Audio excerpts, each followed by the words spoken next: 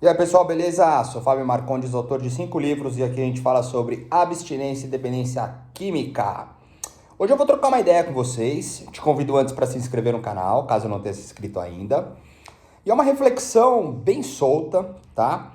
Eu vou fazer, logicamente, uma associação com abstinência e dependência química, mas não é um assunto ligado a isso, tá? Mas eu vou cruzá-lo e vocês vão ver que interessante, se assim for interessante para vocês. Para mim, foi muito legal.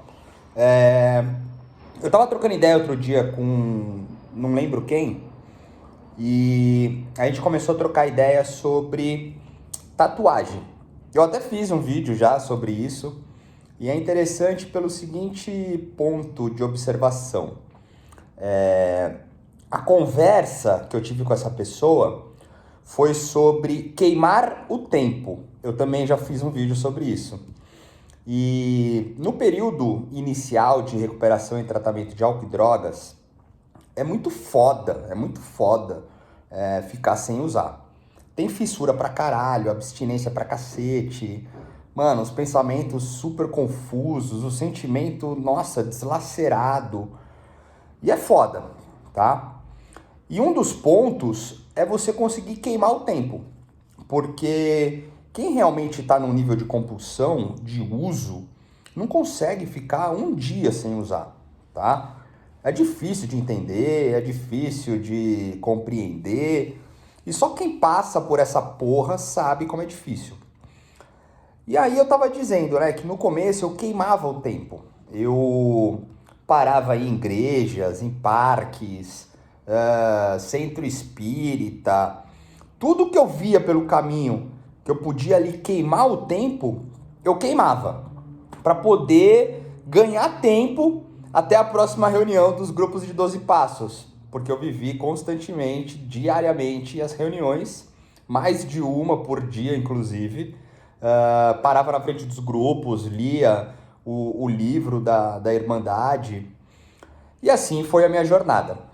E também tinham outras coisas, né?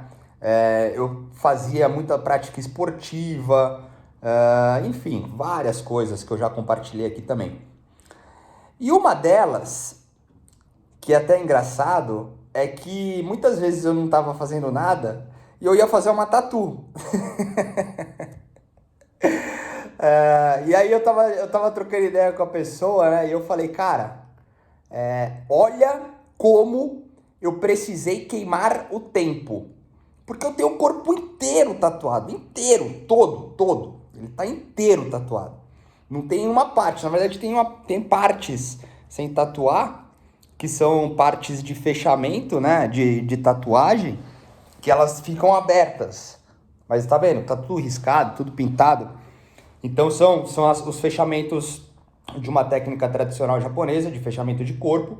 Então tem partes que ficam sem... Na verdade aqui dentro nem era para tatuar, né? Seguindo a tradição. Mas eu já tatuei. E tem tudo isso para pintar ainda. Eu não tô pintando porque dói pra caralho, né? Essa aqui é a real. Mas enfim. E aí a gente conversando e surgiram algumas perspectivas, né? A primeira perspectiva é sobre o fato de tentarmos de alguma forma nos sentir parte, tá? São muitas realidades na tatuagem. Eu tenho 40 anos, eu comecei a tatuar aos 18, tá? Era a virada dos anos 90 para os anos 2000. Não, na verdade já era ano 2000. E eu venho de uma velha escola, tatuava com um amigo meu, que é da velha escola também, veio da velha escola de família. Existiam algumas regras no mundo da tatuagem.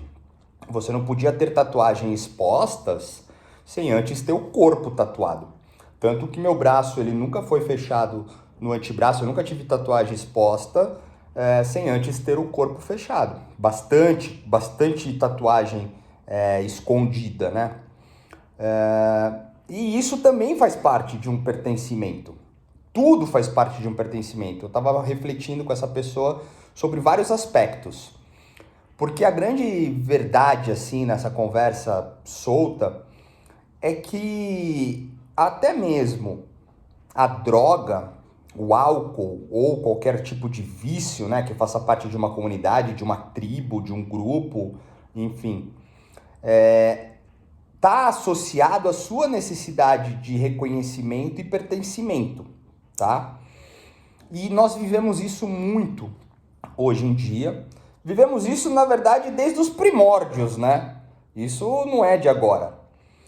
E existem rixas, né? Eu estava pensando aqui, no universo da saúde mental, agora que eu estou participando na praça, eu vejo uma coisa totalmente deselegante, mas que não é um privilégio ou uma maldição da saúde mental. Isso existe em tudo. Que são profissionais querendo ser melhores, estruturas querendo ser as melhores. E, cara, isso é ridículo. Nós temos que estar aqui à disposição. Ponto. Quem não se identificar comigo vai se identificar com outro. Quem não se identificar numa estrutura vai se identificar em outra. Não existe a melhor, tá? Existe aquela que a pessoa se identifica e consegue fazer da melhor forma possível para parar de sofrer. Ponto. Mas isso existe em tudo. Em tudo.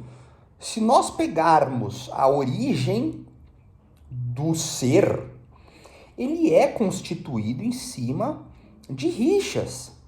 Nós temos brigas religiosas, guerras religiosas, brigas e guerras políticas.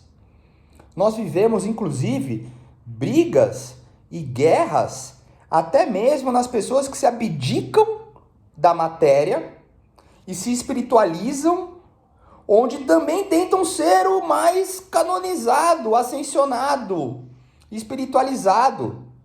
A pessoa passa a ser o mais porque tem menos. Então é uma busca constante do menos. E isso vai embora.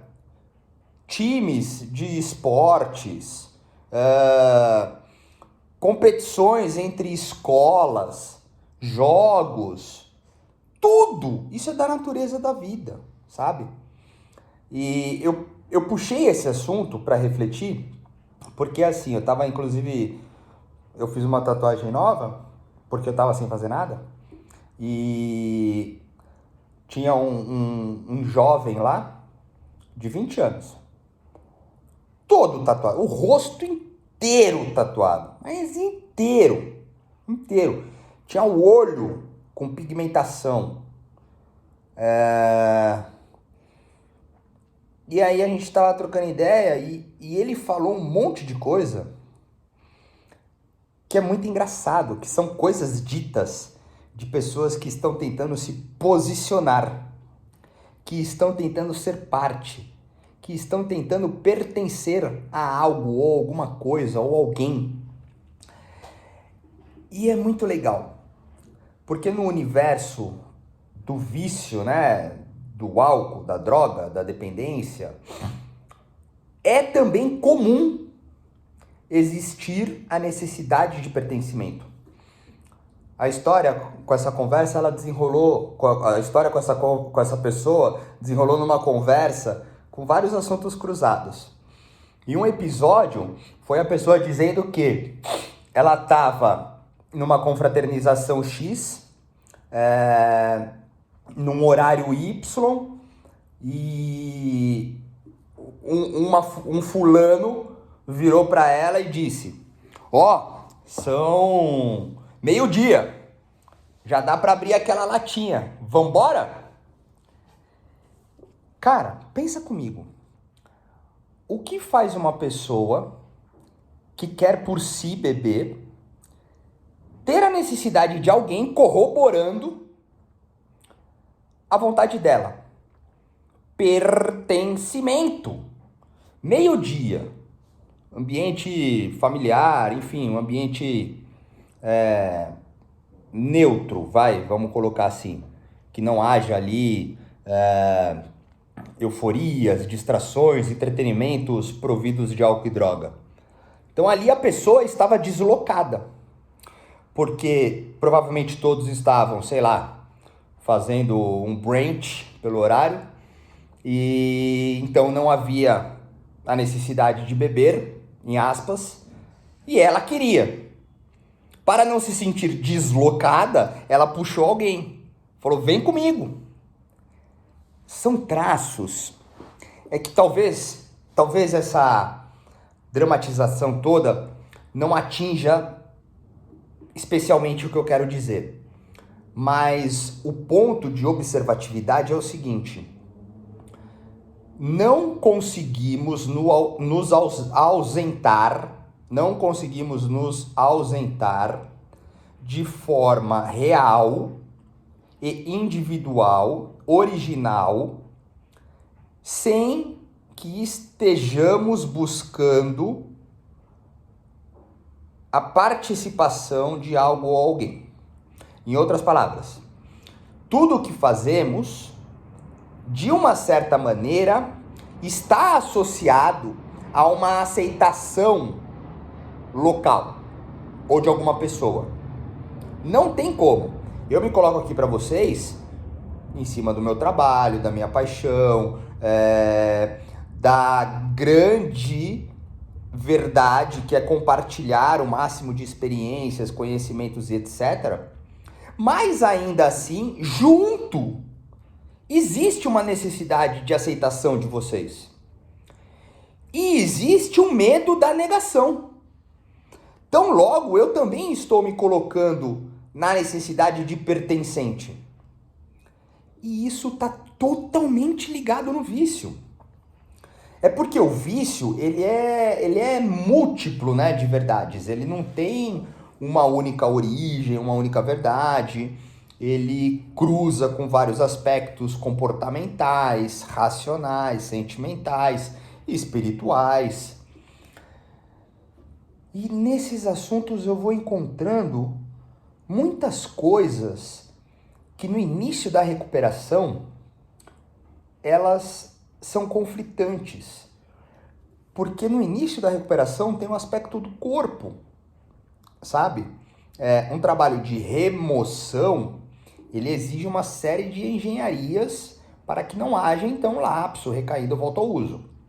Numa redução, que na verdade ela é muito mais propícia a uma pessoa que não tem um vício destrutivo, tá? Porque um vício destrutivo, uma redução, é super perigoso. Porque ainda haverá substância, tá? Ou consumo do vício determinado. Mas, tratando-se da remoção, exige um monte de técnica, vamos colocar assim, que é em cima do esclarecimento do conhecimento próprio, que estarão associados a várias questões da existência, que começaram lá na infância. A falta que existiu na infância, ou o excesso que existiu na infância, vai refletir num comportamento, num pensamento, num sentimento, numa espiritualização que vai ter o efeito no aspecto do pertencimento, em se sentir parte. E isso é normal, tá? É normal. E aí você pode perguntar, né, pra gente encerrar essa conversa. Poxa, mas tudo bem, o que tem a ver o vício? O que tem a ver o álcool? O que tem a ver a droga? O que tem a ver? O que você quer dizer com isso?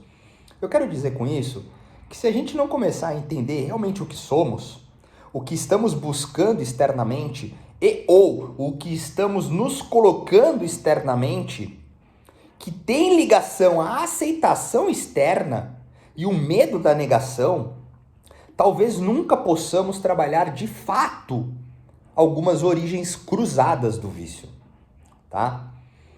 Então eu trouxe aí toda essa romantização alegórica para a gente deixar uma conversa fluida, complementar, sabe? Para fazer, de repente, pensar em alguma coisa, observar. Pô, será que seu nível ali de envolvimento com, sei lá, uma academia, um esporte, um curso, trabalho, família, amigos, distrações e etc., será que não tem algum vínculo de pertencimento?